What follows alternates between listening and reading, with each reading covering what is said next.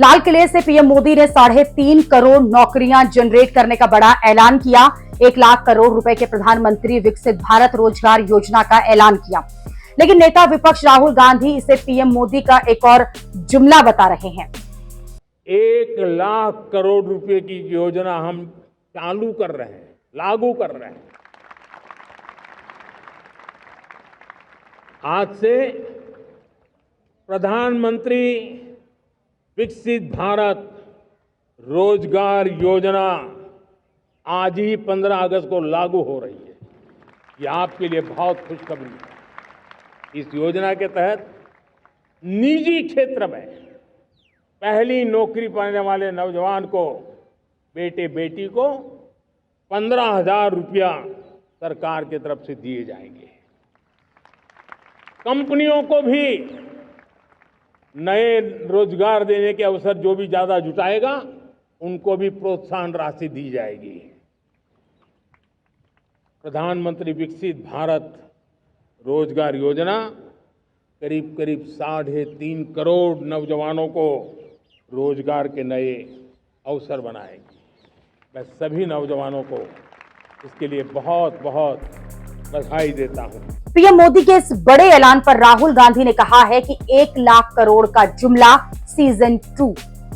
11 साल बाद भी मोदी जी के वही पुराने जुमले, वही रटे रटाए आंकड़े। पिछले साल 1 लाख करोड़ से 1 करोड़ इंटर्नशिप का वादा और इस साल फिर 1 लाख करोड़ की नौकरी की योजना। राहुल गांधी ने कहा है कि सच क्या है। संसद में मेरे सवाल पर सरकार ने माना कि 10,000 से भी कम इंटर्नशिप स्टाइपेंड काम इतना कम किया कि 90% युवाओं ने मना कर दिया। मोदी जी के पास अब कोई नया आइडिया नहीं बचा। इस सरकार से युवाओं को रोजगार नहीं, बस जुमले मिलेंगे। राहुल गांधी ने सोशल मीडिया पोस्ट का साथ ही बजट में ऐलान हुई इंटर्नशिप योजनाओं पर भी सवाल उठा दिए। इसी के साथ पीएम मोदी ने अपने भाषण में जो जीएसटी टैक्स कम करने का भी ऐलान किया। पीएम मोदी ने इसे दिवाली तोहफा बताया।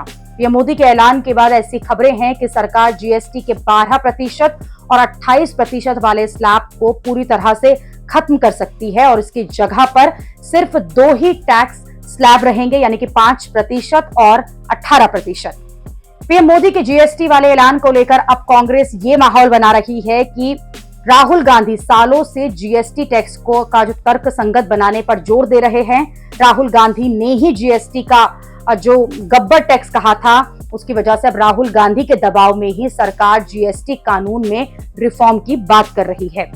कांग्रेस समर्थक पीएम मोदी के फैसले का पूरा क्रेडिट राहुल गांधी को देने में लगे हैं। कांग्रेस समर्थक राहुल गांधी का एक पूरा ट्वीट वायरल कर रहे हैं जिसमें जीएसटी रेट को 18% तक करने का सुझाव दिया गया।